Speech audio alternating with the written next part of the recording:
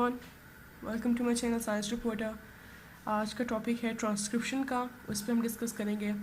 Transcription सबसे पहले होता क्या है, देखें, एक डीएनए से मैसेंजर आरएनए के अंदर कन्वर्जन को हम ट्रांसक्रिप्शन कहते हैं। एक ऐसा प्रोसेस जिसमें डीएनए को एक डीएनए मॉलिक्यूल से हम एक मैसेंजर आरएनए मॉलिक्यूल की फॉर्मेशन करते हैं, उस प्रोसेस को ट्रांसक्रिप्शन कहते हैं। और जिसमें जब ट्रांसक्रिप्शन आता है, ट्रांसलेशन आता है, इस सारे प्रोसेस को हम सेंट्रल डोग्मा कहते हैं। ठीक है, यहाँ पे लिखा हुआ है कि एंजाइम यहाँ पे कौन सा इस्तेमाल होता है। This is RNA polymerase enzyme का इस्तेमाल करते हैं ट्रांसक्रिप्शन के अंदर। डीएनए पॉलीमरेज एंजाइम यूज़ नहीं होता। प्रोकैरियोट्स, अब वो कहते हैं प्रोकैरियोट्स में आरएनए पॉलीमरेज कितने जो है वो टाइप ऑफ आरएनए बना सकता है और यूकैरियोट्स में कितने बना सकता है। तो जो प्रोकैरियोट्स में होते हैं, only one type of RNA polymerase is responsible for all 3 types of RNA. देखिए, 3 तरह के आरएनए होते हैं, messenger RNA, transfer RNA and ribosomal RNA.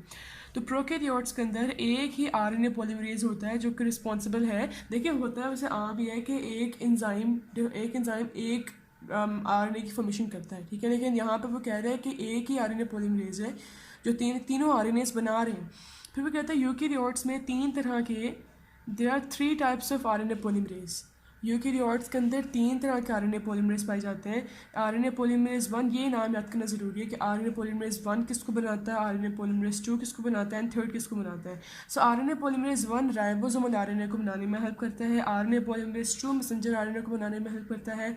RNA polymerase 3 जो है वो ट्रांसफर आरएनए को बनाने में हेल्प कर रहा होता है। ठीक है, ये जो सारा टॉपिक है ये मैंने लिया है पंजाब टेक्स्ट बुक से और नेशनल बुक फाउंडेशन से। अच्छा, उसके बाद वो कहते हैं only one of the 2 strands of DNA are transcribed. This strand is called as template या antisense strand. अच्छा, अब हमने ये देखना है कि इस लाइन का मतलब क्या। वो कहता है डीएनए के 2 स्ट्रैंड होते हैं, ठीक है। अब उनमें से क्या होता है कि एक स्ट्रैंड जो होता है उसकी ट्रांसक्रिप्शन हो रही होती है, वो ट्रांसक्राइब हो रहा होता है। जो जिस स्ट्रैंड को हम कॉपी कर रहे होते हैं, जिस स्ट्रैंड के हम जिसके ज़रिए से हम एक 2 स्ट्रैंड्स हैं जैसे डीएनए के, एक ये स्ट्रैंड है और एक ये स्ट्रैंड है, ठीक है। अब इसमें से मैंने इस डीएनए के जो स्ट्रैंड है, इधर से मैंने मैसेंजर आरएनए निकालना है, ठीक है। तो यहाँ पे जो कहता है ये वाला जो स्ट्रैंड होगा वो टेम्पलेट स्ट्रैंड हो गया, एंटीसेंस स्ट्रैंड होगा, ठीक है। और ये वाला स्ट्रैंड जो नया मैसेंजर आरएनए बन रहा होगा, ये कॉपी होगा इसका दूसरे डीएनए जो स्ट्रैंड उसका। देखें, अब यहाँ पे जो बन रहा है, ठीक है, इसकी कॉम्प्लीमेंट्री ये बन रहा होगा ना, तो इसके कॉम्प्लीमेंट्री कौन सा, ये तो ये दोनों स्ट्रैंड जो उनका कोडिंग सेम है, उनकी जो न्यूक्लियोटाइड सीक्वेंसिंग सेम होगी एक्सेप्ट एडेनिन एंड यूरेसिल के एक्सेप्शन से, बाकी सब कुछ सेम होता है, क्योंकि वो आरएनएस में डिफरेंट होता है और डीएनए में डिफरेंट होता है, ठीक है। तो वो कहता है कि ये वाला स्ट्रैंड एंटीसेंस से टेम्पलेट स्ट्रैंड है और ऑपोजिट स्ट्रैंड ये वाला स्ट्रैंड जो वो कोडिंग या सेंस स्ट्रैंड कहते हैं उसको, ठीक है। It's synthesise RNA from 5th end to 3rd end direction. इसको हम आगे डिस्कस करते हैं कि ये मैसेंजर आरएनए जो बन रहा होता है यहाँ पे, वो 5th एंड से 3rd एंड की फॉर्मेशन इसकी हो रही है, तो उसकी डायरेक्शन ऐसे होती है। सबसे पहला स्टेप जो आता है वो होता है इनिशिएशन स्टेप होता है। There is a promoter site on DNA template strand from which enzyme starts this process. अच्छा, ऐसा करते हैं, इसको साथ साथ ना आपको डायग्राम से एक्सप्लेन करते हैं ताकि आसानी से समझ आ सके। अच्छा, अब आप डायग्राम देख रहे होंगे यहाँ पे, ठीक है, ये डायग्राम देख रहे हैं आप यहाँ पे, और यहाँ पे साथ इसके एक्सप्लेनेशन में बोलूँगी, ठीक है। तो there is a promoter site on DNA template. ये डीएनए का जो है वो टेम्पलेट स्ट्रैंड कौन सा वाला है, एंटीसेंस स्ट्रैंड से टेम्पलेट स्ट्रैंड ये देखिए, डीएनए यहाँ से आया, इसकी अनबाइंडिंग हो रही है यहाँ पे और यहाँ से जो है वो ये खुल रहा है यहाँ पे, ठीक है। और ये वाला जो स्ट्रैंड है इसकी मैंने ट्रांसक्रिप्शन करनी है, तो यह एंटीसेंस से टेम्पलेट स्ट्रैंड है। और ये वाला जो स्ट्रैंड नया बनेगा मैसेंजर आरएनए का स्ट्रैंड है और इसकी direction 5th to 3rd and जा रही है, ठीक है, क्योंकि यहाँ से ये बन के निकलते जा रहा है, तो 5th to 3rd एंड की डायरेक्शन से बन रही है कि अगर आप इसको सीधा करें ना तो 5 यहाँ पर होता है और 3 इस तरफ होता है ना, क्योंकि यहाँ पे सीधा तो इसका मतलब ये है कि 5 और 3rd एंड डायरेक्शन से जा रही है। कहते हैं there is a promoter site on DNA template. अब इस डीएनए टेम्पलेट के ऊपर एक प्रोमोटर रीजन होता है, प्रोमोटर साइट होती है जहाँ से एंजाइम अपना काम शुरू करता है, ठीक है। वो कहता है ये प्रोमोटर रीजन जो होता है इसका सीक्वेंस प्रोकैरियोट्स में मतलब सीक्वेंस की नेमिंग सेम होती है, बट जो कहते हैं ना कि कितने ज़्यादा न्यूक्लियोटाइड लगाए गए हैं उनका सीक्वेंस डिफरेंट होता है। नेमिंग सेम है और न्यूक्लियोटाइड्स का नंबर डिफरेंट है, उनका सीक्वेंस डिफरेंट है। वो कहता है प्रोकैरियोट्स में प्रोमोटर रीजन की 2 बाइंडिंग साइट्स होती हैं, ठीक है। एक होती है TTGACA जिसका 35 न्यूक्लियोटाइड्स का सीक्वेंस होता है, और टैट टैट होता है, उसका सीक्वेंस 10 सीक्वेंस का वो होता है, ठीक है। इसको आपने याद करना है। अगर वो कहता है अगर प्रोकैरियोट में TTGA और टैट जो है इसका 10 और इसका 35 है, तो इसी तरह यूकैरियोट्स में भी होता है TTGA टैट, लेकिन इनका सीक्वेंस का नंबर डिफरेंट होता है। उसको हम देखते हैं कैसे। कहता है जो यूकैरियोट्स में वो भी TTGA है, उसका 75 न्यूक्लियोटाइड्स है सीक्वेंस होता है, और टैट का 25 न्यूक्लियोटाइड्स का सीक्वेंस होता है। और पीछे हमने पढ़ा है प्रोकैरियोट्स में 35 और 10 का सीक्वेंस है, यहाँ पे 75 और 25 का सीक्वेंस है। ठीक है, फिर नेक्स्ट अब उसका आता है प्रोपगेशन का। प्रोपगेशन से क्या मतलब है? वो कहता है RNA पोलिमरेज एंजाइम जो है binding to promoter region of DNA strand. अब यहाँ पे क्या होता है कि ये जो एक RNA जो सीक्वेंसिंग होती है, यहाँ पे कहते हैं कि जो एक सब यूनिट होता है, the sub unit of RNA polymerase sigma factor. ठीक है, एक RNA पोलिमरेज जो एंजाइम है उसका सब यूनिट होता है which is named as sigma factor, is for correct initiation of transcription process. ठीक है, subunit of RNA polymerase sigma factor is for the correct initiation of the transcription process. देखिए, अब जितना भी ट्रांसक्रिप्शन प्रोसेस चलना है उसमें ये जो सब यूनिट होते हैं ना, ये एक हेल्पिंग रोल प्ले कर रहे होते हैं RNA पोलिमरेज के अंदर। ठीक है, RNA पोलिमरेज की फंक्शनिंग के लिए। तो वो उसका काम क्या सिग्मा फैक्टर का, ताकि सही तरीके से ट्रांसक्रिप्शन प्रोसेस को इनिशिएट कर सके। ठीक है, once the process has started, एक दफ़ा प्रोसेस स्टार्ट हो गया तो सिग्मा फैक्टर, ये सिग्मा है, ठीक है, this is a sigma factor is released and core enzyme move over the template strand. अब यहाँ पे क्या हो रहा है, आपको दिखाती हूँ डायग्राम जो है, इसमें आप देख सकते हैं कि एक 1 सेकेंड मुझे सेट कर दे कैमरा। अच्छा, अब यहाँ पे क्या है कि एक दफ़ा जो है प्रोसेस स्टार्ट हो गया तो जो सिग्मा फैक्टर अटैच था उस प्रोमोटर रीजन के साथ बाइंडिंग उसकी हुई थी, तो वो हट जाता है। और फिर उसका जो कोर एंजाइम, मेजर एंजाइम जो होता है, ये बबल जो बना हुआ ना, ये इस एंजाइम की वजह से बना हुआ है। ठीक है, वो कहता है कि core enzyme it move over the template strand. अब ये टेम्पलेट स्ट्रैंड के ऊपर जो है कोर एंजाइम मूव करना शुरू हो जाता है उसका। ठीक है, अभी तक ये मैसेंजर आरएनए बना नहीं है, अभी सिर्फ इनिशिएशन हो रही है, अभी प्रोपगेशन अब स्टार्ट हो चुकी है उसकी। ठीक है, वो कहते हैं एक दफ़ा प्रोसेस स्टार्ट हुई, सिग्मा फैक्टर निकल जाता है और कोर एंजाइम जो स्ट्रैंड के ऊपर मूव करना शुरू कर देता है। इसी टाइम में at the mean time DNA strand open up where enzyme is attached to template making transcription bubble। कहते हैं इसी टाइम के दौरान वो जो DNA स्ट्रैंड होता है, यहाँ से ये DNA स्ट्रैंड था, इट बिकेम ओपन, ये बबल स्टार्ट बनना शुरू हो गया, क्योंकि यहाँ पे एंजाइम जो है ना इसने अब मैसेंजर आरएनए बनाना शुरू करना है। यहाँ से बन चुका है, अभी कोर एंजाइम मूव कर रहा है और ये बबल बन रहा है प्रॉपर, उसको उन्होंने बबल का नाम दिया। ठीक है, DNA स्ट्रैंड खुद ओपन होना शुरू हो जाता है जहाँ पे एंजाइम अटैच था। ठीक है, और एक ट्रांसक्रिप्शन बबल बनना शुरू हो जाता है जो कि यहाँ से मूव कर रहा है टुवर्ड्स दिस थिंग। ठीक, और यहाँ से फिर क्या होता है, the transcription bubble moves down the DNA। अब इसका मतलब क्या है, वो कहते हैं ट्रांसक्रिप्शन बबल, ये जो बबल है अभी DNA की तरफ मूव कर रहा है, DNA बनाती है कि DNA जो है उसको अनरैप कर रहा है, उसको खोल रहा है, और वहाँ से जो है अपने सीक्वेंस जो वो ट्रांसफ़र कर रहा है इनटू RNA के ऊपर।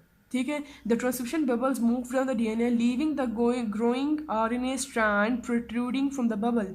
कहता है अब यहाँ से उसकी मूवमेंट तो हो रही है। ठीक है, तो यह भी कह रहा है कि इसके मूवमेंट के साथ साथ पीछे जितने भी न्यूक्लियोटाइड्स का बबल बना, उसने RNA बनाना शुरू किया। अब वो बबल यहाँ पे रीच किया, ये जो सारा निकल चुका है ना, ये सारा नतीजे जितना निकल चुका है, ये यहाँ पे बन चुका था, यहाँ पे बबल बना था और उसकी वजह से ये सारा हुआ। जब बबल आगे मूव कर तो पीछे वाले दोबारा से रैप कर जाते हैं और ये वाला ओपन हो जाता है। देखें, जिस पोर्शन में खुलना है, जिस पोर्शन की ट्रांसक्रिप्शन होनी है उसने तो खुलना है, पूरे स्ट्रैंड में खुलने की क्या ज़रूरत है। ये सारा पीछे ने बना दिया।